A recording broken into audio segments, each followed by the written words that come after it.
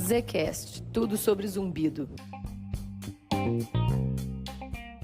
Olá, sejam todos muito bem-vindos ao novo episódio do Zcast. Eu sou Sandra Bastos, médica otorrinolaringologista aqui em São Paulo. E eu sou Lígia Morgante, médica otorrinolaringologista em Belo Horizonte. Hoje nós vamos falar sobre um tema fascinante e cuja compreensão muda muita coisa em relação ao zumbido, né? Inclusive com a nossa relação e com a relação do paciente com o zumbido, que é a cognição e o zumbido. Mas antes de entrar no assunto propriamente dito, eu gostaria de lembrar um pouco sobre como o zumbido surge. Né? O zumbido, como nós já falamos muitas vezes em outros episódios, inclusive a gente fala de forma até mais aprofundada, o zumbido começa, né, Sandra, por causa de alguma coisa que aconteceu, algum dano que ocorreu lá na periferia, lá na nossa orelha interna, na cóclea. Mas embora ele surja por algo que aconteceu lá na periferia, o zumbido em si, ele acontece por mecanismos centrais, por um processo de hiperatividade da via auditiva já em porções centrais. Quer dizer que todo o processo do zumbido que faz ele realmente ser percebido, né, e ele perpetuar como uma sensação que por fim leva a desconforto e tudo mais o que a gente já sabe e vai discutir, ele é um processo central. Dito isso, né, Sandra, vamos agora chegar no nosso assunto. A gente vai falar sobre cognição. Mas o que cognição tem a ver com zumbido? Né? E aí a gente entra em outra questão que também precisa de explicação. A gente precisa saber o que é cognição. A cognição, então, quando a gente fala sobre isso, a gente está falando sobre processos mentais vários, né, que nos permitem levar, adquirir conhecimento, compreensão, né, e aí inclui várias funções, inclui pensamento, memória, execução de ações, né, e isso tudo tem uma relação com os processos de perpetuação, de percepção do zumbido. Vamos lá, Sandrinha, qual que é a relação cognição com o zumbido? Qual a relação? Como que a gente chega nisso? Como você falou, né? Então o zumbido ele é uma condição central que precisa de alguma coisa na periferia. Até prova em contrário, essa é toda a teoria que está cada vez mais se mostrando, né, em relação ao zumbido. Ou seja, a causa central mesmo do zumbido é a lesão auditiva. Não necessariamente o paciente vai ter perda, mas é a lesão. E todo o processo ele se dá de fato no cérebro do indivíduo, né? E aí é onde entra a cognição. E aí, de novo, o que é a cognição? A cognição é isso, são vários mecanismos juntos, né, que estão na nossa vida, né, de captação de informação, de processar essa informação, da gente ter a lembrança disso aí, porque isso está reservado em memória, é a nossa percepção, são as nossas sensações. Então, assim, a cognição ela envolve muita coisa, né? São muitas funções juntas, né? E a cognição, eu costumo dizer que ela tem uma participação fundamental nesse processo todo da não habituação, né? Daí agora eu vou explicar o que é a habituação, né?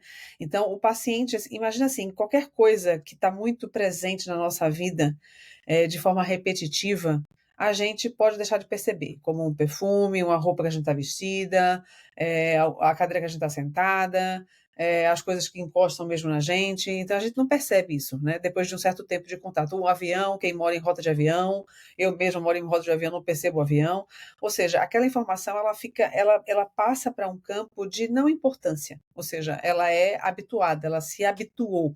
Não é que a gente se acostumou com aquilo, mas ela entrou no processo de habituação, ou seja, a percepção ela não ocorre, aquela sensação, mesmo aquela informação estando perto da gente, a gente não percebe ela, né? Então, ou seja, aquela informação, pela falta da importância dela, entra no processo de habituação, que é o que não acontece com os pacientes com zumbido crônico, né?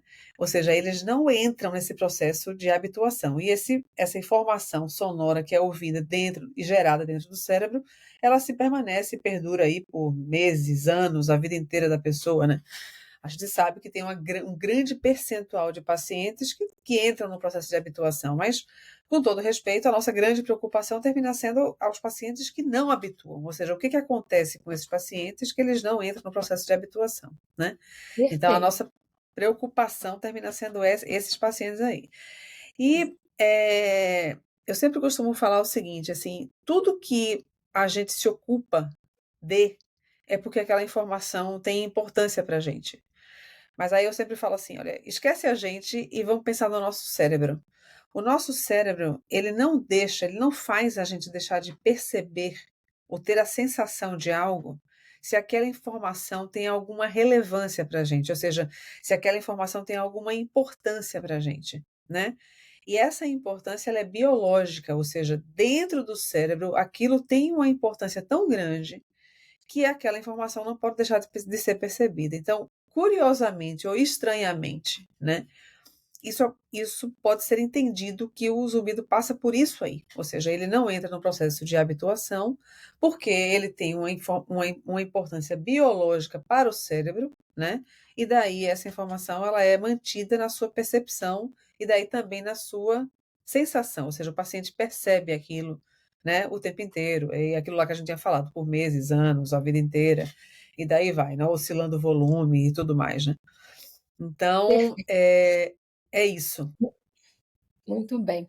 E aí, se essa habituação não ocorre, e aí está explicado, né? Está entendido que a gente é capaz de sentir várias coisas, quer dizer, nosso cérebro seria capaz, ele é capaz de sentir várias coisas que mesmo sendo capaz ele não sente, né? Que foi o que você acabou de explicar. É, E que era o que deveria acontecer com qualquer coisa que não fosse relevante. Logo isso aí se aplica ao zumbido, né? A ideia é que eu tenho várias coisas acontecendo no meu corpo que fazem barulho e o meu cérebro não fica prestando atenção, não fica ouvindo todos os sons do corpo. O que acontece no cérebro que faz esse estímulo ficar sendo percebido? Eu falo muito com os pacientes que assim, as sensações que entram na habituação, se essa habituação não acontecesse, a gente não conseguiria estar aqui tendo essa conversa, né? Porque é tanta informação chegando ao mesmo tempo da periferia, né? Sensações táteis, sonoras, de todas as formas, nós só conseguimos ter aqui uma conversa, uma reunião, né? Um diálogo, porque a gente habitua e não presta atenção em outras coisas. Então, isso. isso é o funcionamento normal do cérebro. Isso é o que deveria acontecer, né? O que acontece, né? Mesmo em quem tem subido, isso acontece com diversas outras sensações e num dado momento ali, isso não acontece com o estímulo que é percebido como zumbido. Por quê? O que acontece no cérebro, Sandra? Porque daí o que acontece? Para essa informação ela ter essa importância biológica, é porque na verdade ela tem um valor, né? Então, como você muito bem exemplificou, então, ruídos estão ao nosso redor, a gente ignora esses ruídos para que a gente consiga conversar, né? E daí, ou seja, porque a conversa é o centro da importância do que a gente está fazendo aqui. E os outros ruídos, eles são secundários. Quando esses papéis são invertidos, tem alguma coisa errada, ou seja, isso não era para estar acontecendo. Então, assim, não só por questões de valor mesmo, mas pela própria cognição, porque na verdade uma coisa está envolvida com a outra, né? Então, ou seja, o cérebro, aquilo é importante, né? E daí isso aí, essa importância é o valor que tem atribuído àquela informação, e daí a pessoa não deixa de perceber. E daí numa conversa é a mesma coisa, eu não consigo deixar de ouvir um cachorro que está latindo, porque isso me irrita muito e isso está atrapalhando a nossa conversa, por exemplo, né? Uhum. Então, vamos transformar o latido do cachorro num zumbido. Então, o zumbido, ele tem um valor, uma importância para o cérebro. Essa importância, esse valor biológico, ele já não é dado exclusivamente pela área da cognição, porque tudo que se refere a valor, quem dá, na verdade, é a nossa área das emoções, né? É onde as nossas emoções são geradas. Então, o nosso valor vem dali. E a gente aprende a dar valor às coisas com a vida, ou seja, os cenários que a gente vive, a gente começa a modelar né, essa área das nossas emoções e a gente consegue saber que valor a gente dá a uma coisa ou a outra, né? Se o valor é positivo ou é negativo, né? A gente sabe que o valor, via de regra, para o paciente que tem zumbido crônico e que se incomoda com ele, o valor atribuído ao zumbido é negativo. Então, é difícil o paciente gostar do seu zumbido, né? Então, a reclamação, e a gente recebe esses pacientes com a queixa negativa, ou seja, eu não gosto dessa informação, né? Eu preciso que você me diga o que que é isso, porque eu preciso resolver esse problema, né? Que é o zumbido, porque eu não consigo deixar de ouvir, né? Então, a informação, o valor atribuído a essa informação, ela habitualmente tem conotação negativa, né? Ou seja, a área das emoções entrou ali, deu uma conotação negativa àquela informação, criou o valor biológico ali para o contexto geral do cérebro, e daí a pessoa não consegue deixar de perceber.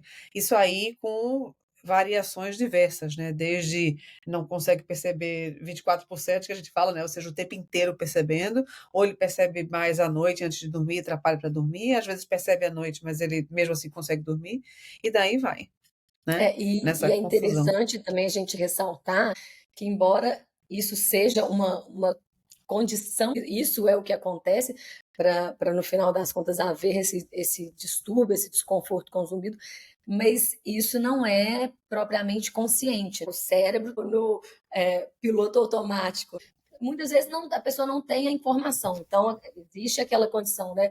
O zumbido aconteceu e isso realmente, de forma consciente, me preocupa, porque eu acho que eu posso ter uma doença, um tumor, mas mesmo quando essa não é uma questão, esse ato aí de dar um significado, isso não é uma coisa consciente, vem junto ali num contexto. O nosso cérebro trabalha o tempo inteiro fazendo esses julgamentos e esses entendimentos.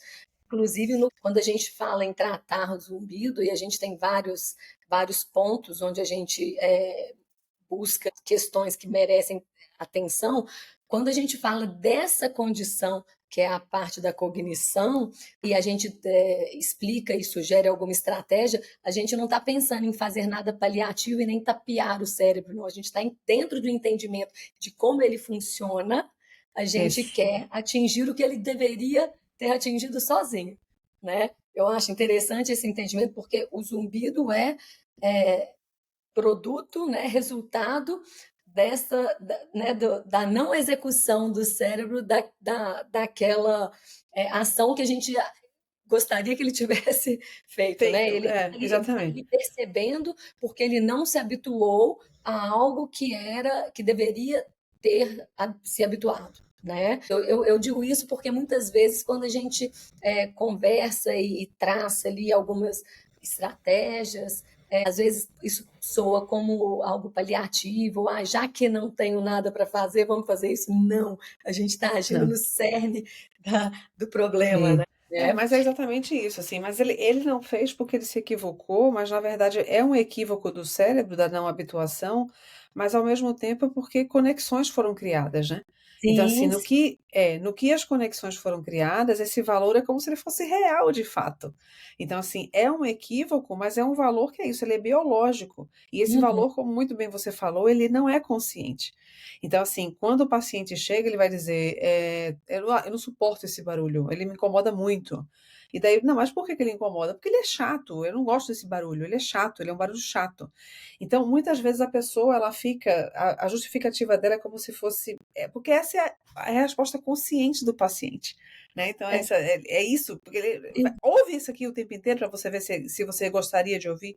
Então, e assim, por a que gente que o barulho do ar-condicionado não é tão chato assim, né? Se é eu não tivesse ar-condicionado, eu ia estar extremamente desconfortável com o calor. Felizmente eu tenho, e aí o barulho do ar-condicionado não é tão chato assim. isso, E o porque barulho daí do ele entra no processo de habituação, porque ele não tem o valor biológico que o zumbido tem, né? perfeito.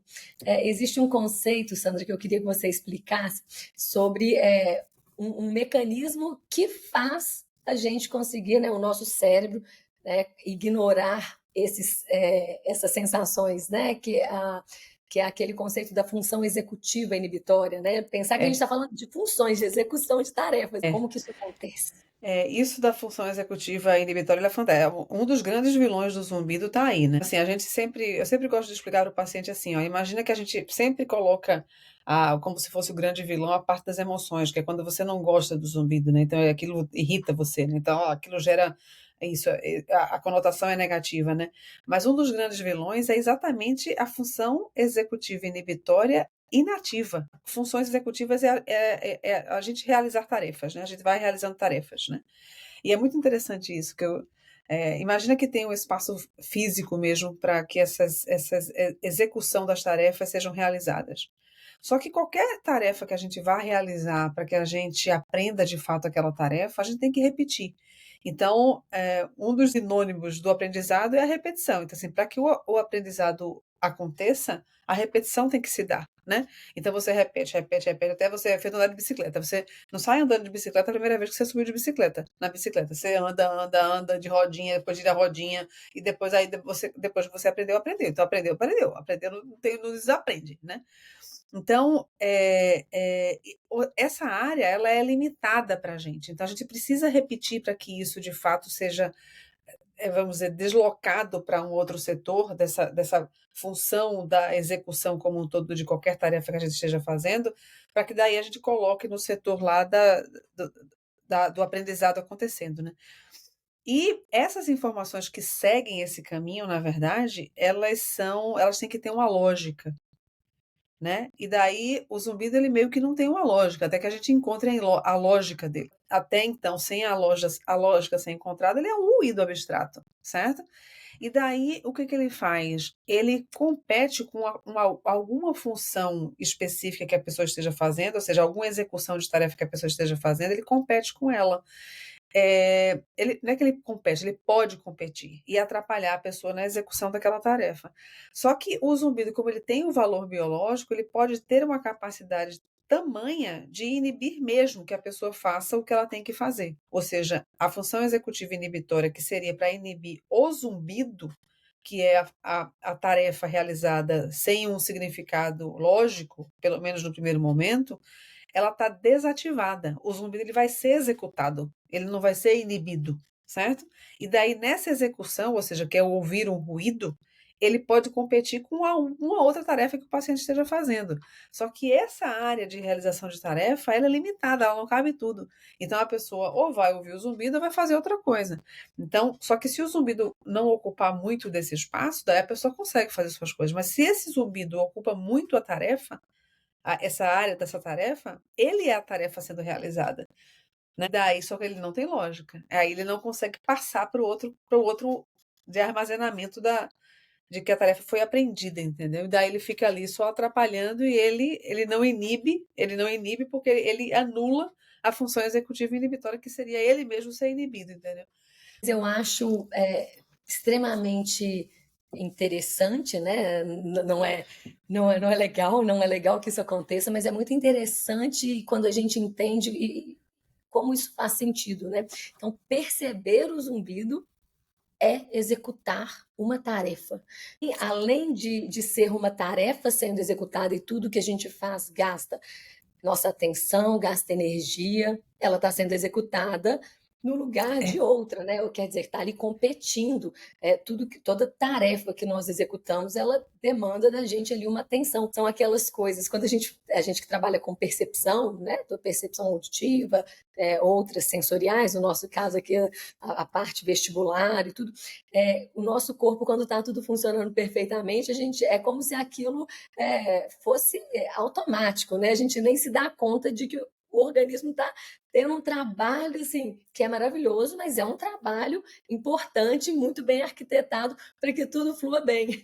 Né? Quando alguma coisa falha, e aí a gente começa a ir, né, desmontando ali aquele sistema para entender, a gente descobre que perceber o zumbido é uma tarefa sendo executada. Olha isso. Então, gasta surreal, né? É surreal. energia. Quando a gente pensa nesse olhar da cognição, é muito surreal isso aí. Exatamente. É. Eu gostaria que nem acontecesse, já que aconteceu, eu gostaria que fosse habituado, né? Tem como sensações múltiplas aí que a gente é capaz de ter, mas que o nosso cérebro não traz isso para uma importância e logo não ocupa esse espaço, né? Pois o zumbido ele está ali sendo executado, né? E não inibido, né? A minha função executiva de inibir aquele estímulo que deveria ser considerado irrelevante pelo meu cérebro, ela não está acontecendo adequadamente e o zumbido está ali. Então, não só ele está presente, como ele ainda atrapalha, porque executar É, duas tarefas de forma bem executadas é muito difícil para qualquer pessoa, né? Então, eu tenho ali uma tarefa exatamente. de fazer uma leitura e o zumbido me atrapalha porque eu estou executando duas tarefas ao mesmo tempo. Então, entender, eu acho que não resolve o problema como um todo, mas é muito importante, né? Para É. a gente traçar estratégias e para a gente também, né, sair daquele ambiente ali de tudo nebuloso, não sei o que está acontecendo, né? Que é uma das coisas que leva a sofrimento. Existe um sofrimento que é o primário, uma coisa que me incomoda, mas o não entendimento que gera angústia, que gera medo, que gera preocupação, quando a gente começa a desmontar esse sistema para entender, isso tudo vai ficando É. mais fácil, mais próximo. Agora, o entendimento é o primeiro passo, né? Eu sempre falo, entendimento é o primeiro passo para melhora. Então, assim, no que você começa a entender o processo, mesmo que tenha complexidade, aí parece que clareia, né? É como se o primeiro passo estivesse sendo dado, né? Então, esse Sim. entendimento da cognição, ele abre muito a cabeça das pessoas, porque, inclusive para mim. Então, assim, o que a gente vai lendo sobre isso e vendo, você vê, nossa, faz muito sentido. E assim, isso o paciente chega para a gente e fala, né? Aí você sabe o que está acontecendo com ele, né? Não consigo estudar, não consigo ler, não consigo ouvir uma conversa, não consigo participar de um jantar ou de uma refeição, não consigo... Ou seja, são diversas as tarefas que a pessoa não consegue voltar a dormir. Eu sempre falo, inclusive dormir é uma tarefa que você tem que, Sim, entender. um processo Então, ativo, que ativo, várias né? coisas estão ali acontecendo, com certeza. É isso. Então, A é gente uma precisa tarefa. de condições ideais para que isso aconteça, né? Mais uma pergunta, Sandra. É, quando o zumbido ele, né, fica ali sendo representado e tudo mais, ele deixa de ir para uma área que deveria ir, que é uma memória ali de algo que a gente recebeu e ficou ali armazenado, e fica numa área ali que a gente chama de memória de trabalho, né? Isso. Explica um pouco sobre o que acontece nesse É. contexto. A memória de trabalho é essa área que a gente estava falando antes aí, onde as funções executivas acontecem, né? Imagina quando você está vindo numa estrada de asfalto, que é super lisinha, e daí quando você entra na memória de trabalho, é um asfalto granuloso, sabe assim? Que vai tomar mais tempo, você vai ter que frear. Você vai ter que frear para poder continuar a sua trajetória, o seu trajeto ali no asfalto, que depois que você passa da área de trabalho, o asfalto volta a ficar liso, sabe assim, como se o asfalto ficasse a Uhum, voltar liso. Então, a área de trabalho, ela é uma área que ela demanda, ela é mais lenta no sentido de ser trabalhosa, porque você só vai conseguir passar para frente depois que você realmente fizer essa área bem feita, ou seja, que é a execução da tarefa, né? Então, que uhum. é o processo do aprendizado, de uma forma geral. Então, assim, a gente precisa transitar por isso aí, né? Então, a memória de trabalho é onde está ali todo, vamos dizer, o enrosco do zumbido do ponto de vista de funcionalidade, né? É tudo apresentado e não foi resolvido ainda. E Então não ele foi resolvido porque o entendimento não está sendo feito, porque como o zumbido não tem a lógica inicial, a lógica ela está no um andar mais baixo não consciente, né? Por isso que a terapia cognitivo-comportamental ela cai super bem. Por quê? Porque o entendimento dessa informação que está ligada ao zumbido vai ser desvendado, vamos dizer assim. Ou seja, o zumbido que inicialmente não tinha lógica, ele passa a ter lógica, né? E daí, no que ele passa a ter lógica, ele anda, ou seja, ele anda ele sai dessa área da função da memória de trabalho, entendeu? E daí ele se move, né? Ou seja, você Uhum. aprendeu alguma coisa em cima daquela informação, entendeu? E daí Uhum. ela sai e vai para a área de aprendizado, né? Que é a área de memória, né? Uhum. Então, eu Molde acho isso fascinante. Eu vou dizer assim, eu acho fascinante. Porque assim, é como se tá tudo na mão. Quando você vai estudar cognição no zumbido, esse processo todo da não habituação, você entende tudo.